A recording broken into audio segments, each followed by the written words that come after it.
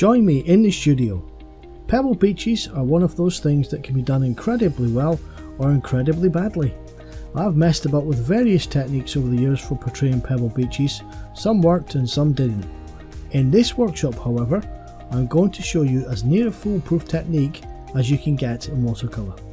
This technique delivers on many levels and can also be used to paint a variety of other elements of the landscape. But in my opinion, the most important benefit of this technique is that it leaves no room for fiddling.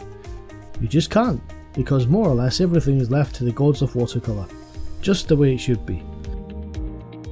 And before you think you need to dig out your little tiny brushes and set aside 3 or 4 days for this workshop, then you're in for a great surprise, as I'm going to show you how to paint 33,782 pebbles, give or take a few, in just under an hour. That's right, this workshop is just under an hour long and takes you from a blank sheet of paper to a completed painting. Get lifetime access to the fantastic video on demand watercolour workshop today for just £25. See you in the studio.